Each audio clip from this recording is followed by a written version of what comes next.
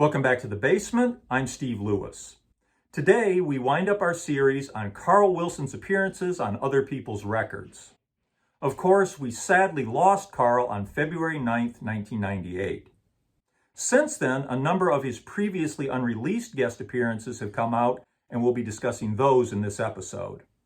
The first of them came in September 1998 with the release of America's second album of the 90s, Human Nature. Carl had appeared on 3 earlier America albums, including their most recent Hourglass in 1994, which we discussed last time. He had also appeared with Robert Lamm of Chicago on Kiss of Life from Jerry Beckley's 1995 solo album Van Goghan, which we also covered last time. On Human Nature, Carl appears with Robert Lamm on the 5th of the album's 12 tracks, Hidden Talent, written by Jerry Beckley. The track has a clean, modern sound with a reggae beat featuring some nice electric guitar work from Michael Thompson. The sound is polished, almost like a Steely Dan record, but the vocals are distinctly America. The credit on the track reads, vocals Jerry Beckley and Dewey Bunnell with Robert Lamm and Carl Wilson. The backing vocals are pretty sparse, mainly consisting of the refrain, Hidden Talent, yeah, along with some oohs and ahs and adding emphasis to certain lines. I'm sure Carl is in there, but the only place I can really spot him is in the backing vocals adding emphasis to the word fly just before the instrumental break. The other musicians on the track are the aforementioned Michael Thompson on guitar and Jason Scheff on bass, who, along with keyboardist Phil Gladstone, are the core musicians on the Beckley-Lamm-Wilson album Like a Brother, which will be released in 2000. Hidden Talent is a nice, enjoyable, excellently performed track, as is most of the stuff on the album. Backing vocals elsewhere on the album include others Carl had worked with, like Timothy B. Schmidt and Jeff Foskett. The album contains a dedication on the final page of the CD booklet. This record is dedicated to the memory of Carl Dean Wilson, 1946 to 1998. Carl next appears with Jerry Beckley on Robert Lamb's 1999 album, In My Head. Carl and Jerry contribute vocals on the track Watching the Time Go By, which was written by Jerry Beckley. It starts with the kind of beats that make you think Robert Lamm might be about to rap, which fortunately isn't the case. Lamm sings the first verse, Beckley takes lead on the second verse, and Carl takes lead on the third verse. Carl's voice is also very clear on the choruses. Of all the tracks with Carl's support vocals in this episode, he's featured most prominently here. Interestingly, the liner notes for this track only credit vocals produced by Phil Ramone. I thought that might indicate it was originally part of a different project, maybe recorded specifically for Like a Brother. I couldn't find any indication of that, though Ramone is listed among the thanks to credits on Like a Brother. Carl, Jerry Beckley, and Robert Lamm reportedly worked on the Like a Brother project intermittently between 1992 and 1997. Of course, the album was released in 2000.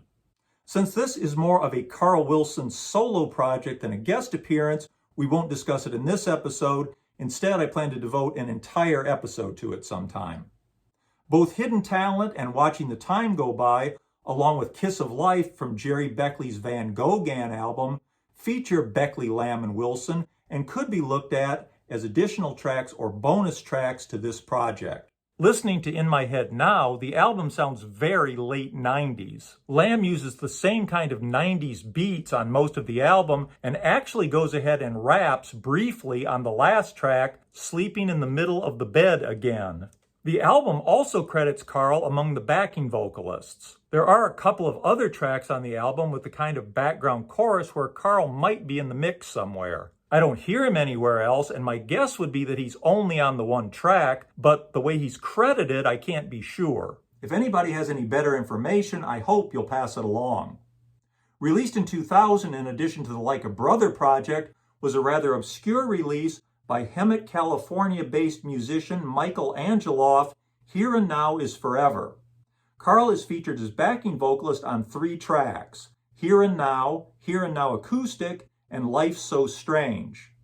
The June 2000 edition of the Endless Summer Quarterly, the same one that features the newly released Beckley-Lamm-Wilson album, points out that Life's So Strange contains Carl's last known vocal performance and describes the music as sounding like Tom Petty, the Cars, and the Beach Boys with a rougher edge. That's a good description. Here and Now is Forever has very much a Tom Petty feel. The material is pleasingly varied with every song distinctive, drawing from heavy rock, 60s pop rock, blues, country, ballads, surf guitar, and a lot more. The title track is upbeat and driving with some shimmering guitar, and the Tom Petty influences, especially in the vocal, are unmistakable. The choruses are surprisingly ethereal in contrast to the more rocking verses in Middle 8, and it works really well. The backing vocals are prominent, and Carl can be heard very clearly singing Here and Now on the choruses. There are oohs and ahs backing the lead on the verses where he's heard less distinctly. Happily, the album includes an acoustic reprise of Here and Now is Forever as the album's final track. It retains only the shimmering acoustic guitar and the lead and backing vocals. It's a nice effect and gives Carl Wilson fans a chance to hear his work on the backing vocals more clearly.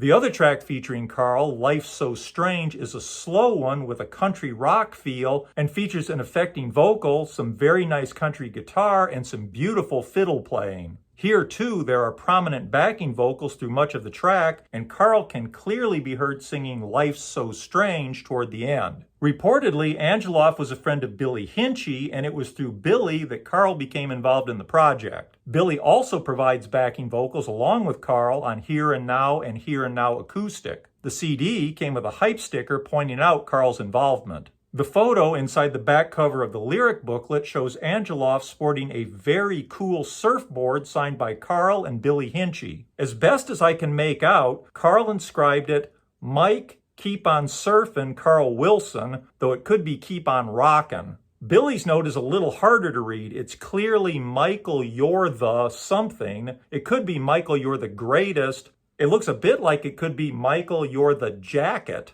Somehow I doubt that's what he wrote.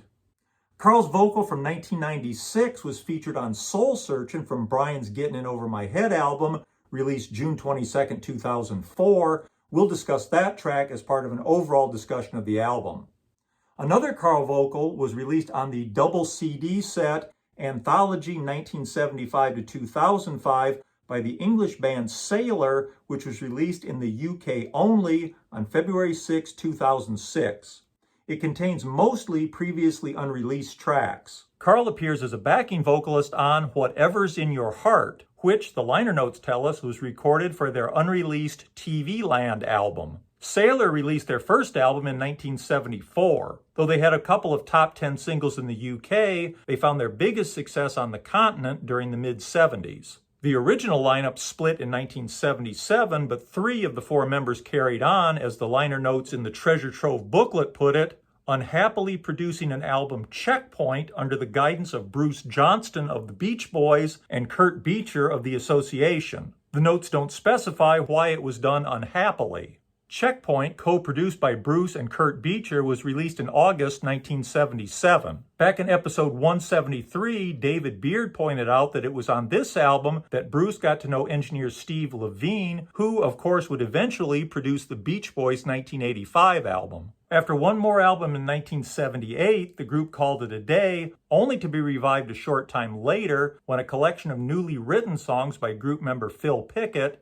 had been brought to the unlikely attention of James William Garcio, former producer and billionaire manager of American Heavyweights Chicago. Garcio was strongly drawn to the material and looking for a new band to record at his famous Caribou Ranch in the Rockies. The result was the album Dressed for Drowning, recorded at Caribou and produced by Jim Garcio, who also played bass, acoustic guitar, and did backing vocals. It was released on Caribou CBS in 1980. According to the Treasure Trove booklet, Beach Boy Carl Wilson cited Dressed for Drowning as the Beach Boys' favorite album in a 1989 Playboy interview. I wasn't able to find any Playboy interview with Carl Wilson. It might have appeared in a foreign edition. In any case, I think it's unlikely it would have been from 1989.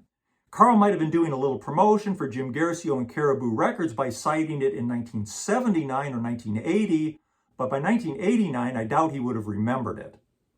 Anyway, the idea that the Beach Boys collectively would have a favorite record is pretty ridiculous, especially in 1989, that it would be an obscure album from 1980 that barely registered anywhere when it was new. In any case, late in 1980, possibly October, Sailor were back at Caribou recording a follow-up album, including the track Whatever's in Your Heart, which featured a backing vocal from Carl Wilson. Again, according to the liner notes, the album TV Land sported some tremendous songs and this time actually featured Carl Wilson. It was never released due to problems at CBS in America. Elsewhere in the booklet, they described the problems as a highly controversial executive meltdown at CBS. The tracks remained unreleased until the Treasure Trove collection. Whatever's in Your Heart is a pleasant poppy song and reminds me vaguely of The Things We Do for Love by 10cc. It's not very close, but that will at least give you an idea of the sound. From the liner notes on Treasure Trove, you'd get the idea that Carl is going to be heavily spotlighted on the track. Beginning with the second verse, there are some prominent oohs and ahs in the verses and a group of backing vocalists singing along on the choruses with more oohs and ahs. I can't specifically pick Carl's voice out of the group. I can hear a lot of voices that are definitely not Carl. The best I can say is that it might be him doubling the line, Whatever's in Your Heart, at the end of the choruses. That's often been the case with the records we've discussed here. In this case, the backing vocals I hear are so unlike Carl that if they didn't tell me it was him, I'd never have believed it. Finally, in 2011, we get the last released Carl Wilson guest appearance that I'm aware of on Al Jardine's A Postcard from California album. Again, we'll discuss that track when we discuss this album in a future episode. That brings us to the end of this episode and to the end of our series on Carl Wilson guest appearances. Putting this together, I got a real sense of the musical circles that Carl moved in outside the Beach Boys and how those contacts and music in general changed and evolved over the decades. It's been very interesting for me to research this. I hope it was interesting for you to watch.